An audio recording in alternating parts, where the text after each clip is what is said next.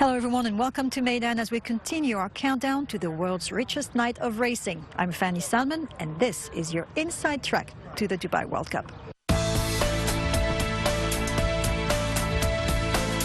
We start our episode at one unusual pace with Duramente. The 2015 Japanese Derby winner certainly looks regal and his style resembles that of another racing champion, the legendary Zenyatta. You may remember from yesterday's episode that Duramente washed out a little as he first went around the track, but he was perfect on his second day.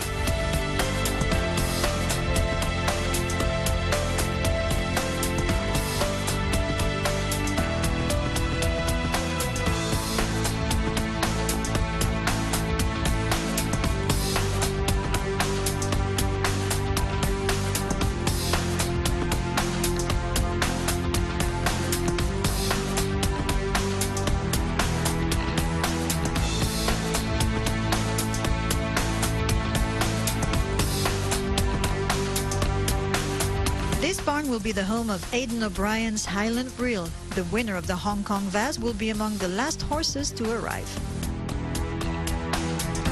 We made special arrangements with the Dubai Racing Club to come and give you a very special tour. We're going to take you inside a quarantine barn. Now, of course, we came extra early when no horses are within the quarantine area. We do not want to jeopardize the process. There's a reason there is a quarantine. You want to keep the horses sheltered from any threats of infection or them infecting others. Now, are you ready to take a peek inside? Let's go.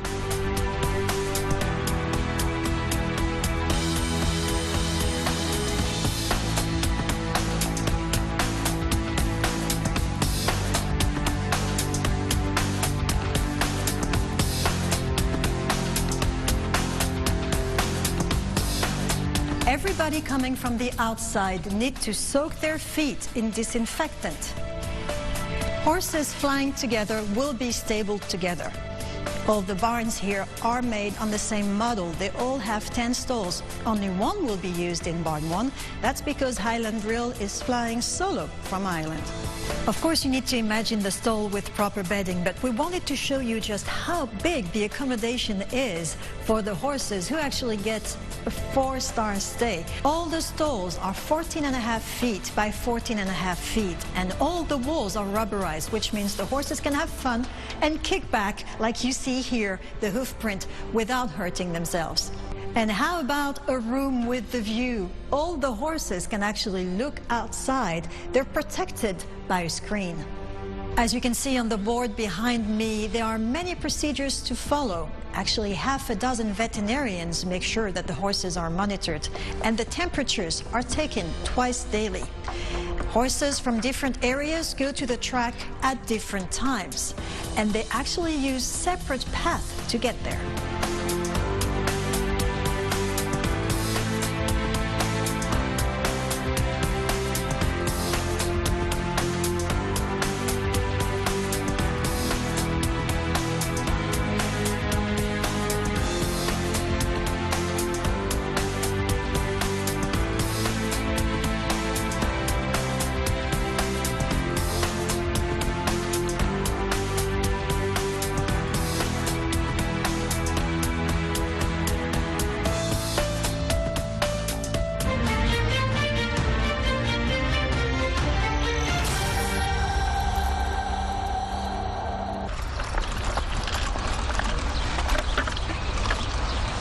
Traveling wise, horse travel phenomenal.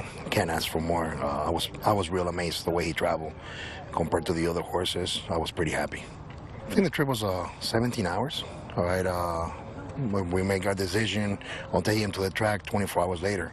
Got here at 4, got here at 3:30 in the morning, got to the barn at 4:30 in the morning. By 11 o'clock, he was getting his breakfast, cleaned up by 12 o'clock. So that's when I made my decision, you know, we're not walking in front of the day.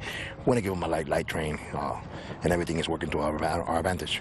What kind of a horse is he? Very fast horse. And what about his temperament? Temperament, he's more of a grouch, a grumpy old man. He wants to be by himself. Let him do whatever he wants. All right. What has this Dubai experience been like for you? You were telling me earlier that you stayed up late to watch your horses run back in America. Oh, I'm working hard.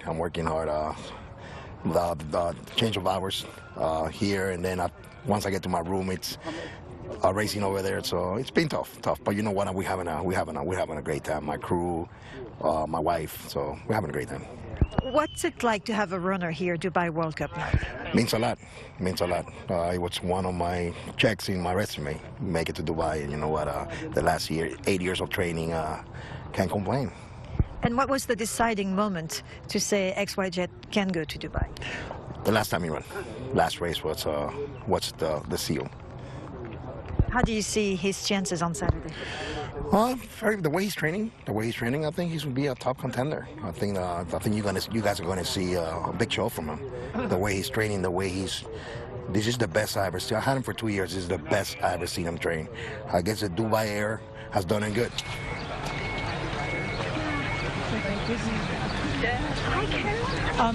At the moment, I'm here with the XYZ team. It was Mr. Dr. Ivan Rodriguez-Cadelfenstein who hired me as the equine science consultant, because my doctoral thesis the speciality is in temperament profiling, and it was actually really designed for racehorses, even though I'm in all sorts of equestrian disciplines. So here I'm for XYZ, taking measurements, recordings, and I will be able to get from him a full temperament profile the day after the race, because I don't want to mess up training or anything. Though it may seem simple, and with electrodes on and electrodes off, you don't want to leave anything to chance to change anything. But the day after the race, and hopefully it will be a good day for us, I'm allowed to stick electrodes on and get those readings. What I'm recording what will look like an ECG machine, very, very small, 3 electrodes, tiny, so it's not going to bother the horse, it's not going to bother the trainer, it won't bother anyone. But that takes the reading for me 1,024 times a second. So you can see that I'm fine slicing a recording, very, very fine, and I'm using the heart as a window to look into the horse's mind. Through that, I can see the horse's autonomic nervous system. Everybody can look at a horse's reactivity or equanimity, which means the capacity to calm down. But nobody's been able to look at the interplay between the two, how adaptable a horse is. And we all know that it's really important how adaptable a horse can be. For example, some horses that are arriving in, they're stressing out, they're fretting. Others are good doers. XYZ, he travelled like a champion.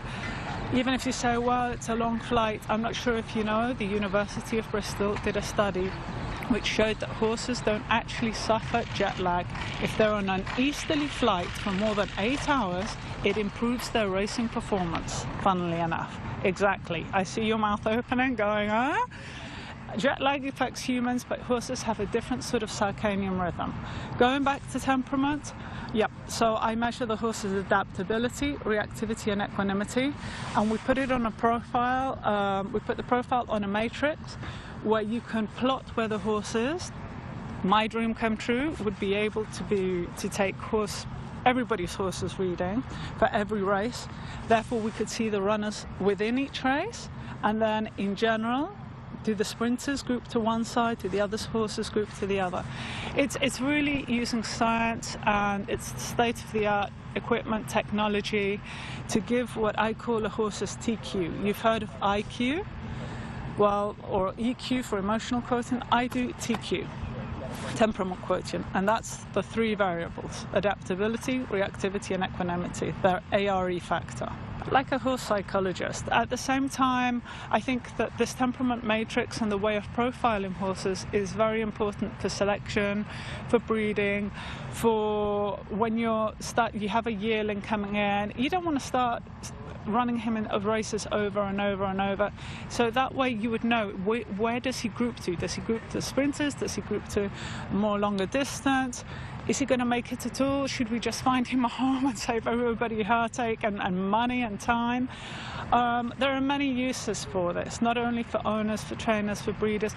You can also detect horses that are more prone to colic. I think this information could be very useful to everybody, not just me take the reading and keep hold of it. I think the more information we have and knowledge we have about what's going on inside the horse's head, it's not just about confirmation. There was, I think it's Dr. McCreever from, I can't remember the university in the States, he said, it's not about lung capacity anymore, it's not about the spleen, it's not about confirmation. The great horses is because they have a great mindset. And when we can understand how to look at that mindset, we'll understand them a little better. It's not about the times. These are champions. They have to be treated like champions. We have to talk to them. We have to be with them. We have to spend time with them. Horses are social animals. And we put them in a box. We take them out for a little while. We put them back in the box. And then when we ask, why are they unhappy? If you look at the horse and the evolution of a horse, herd animals, social animals, they spend a lot of time moving and grazing. So given what we do with them, we have to find ways of adapting and giving them something back, making sure that they're not going to have stable vices or behavioral problems. So that's why I think, okay, the trainer's important, but you've got to get into the mind of the horse to understand the horse, to get the best from him. It's not just about the physicality, it's about the mind too, and the heart.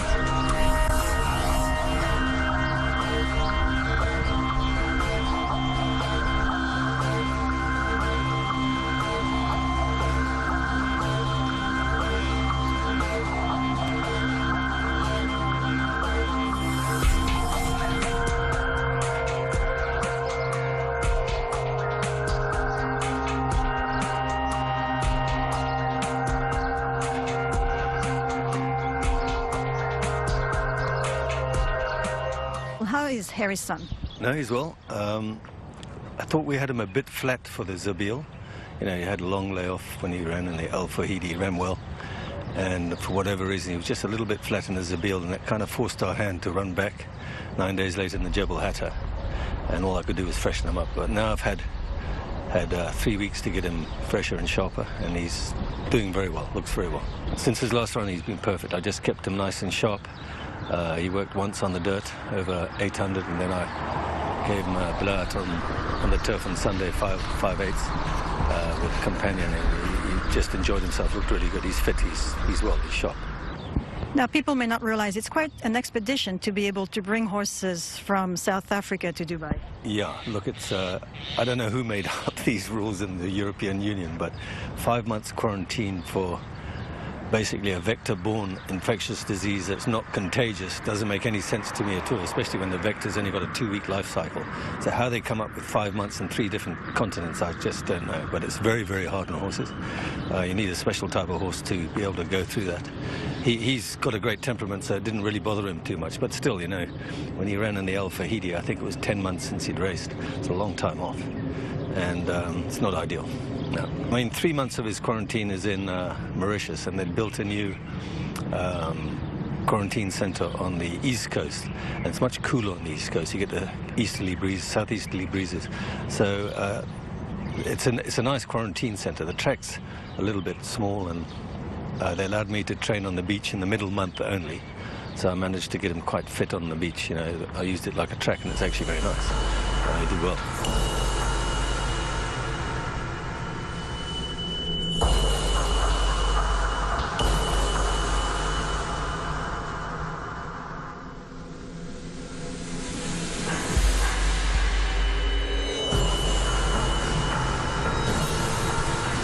Of course, a 4-star hotel for world-class horses has to come with a private swimming pool.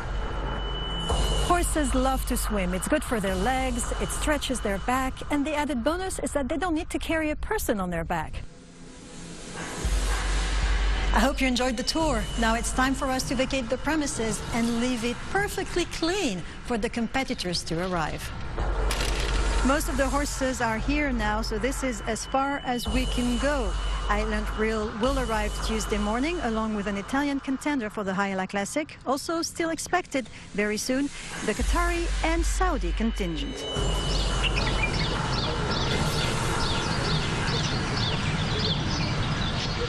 That's all we have for you today. Join us tomorrow as we continue our countdown to the Dubai World Cup.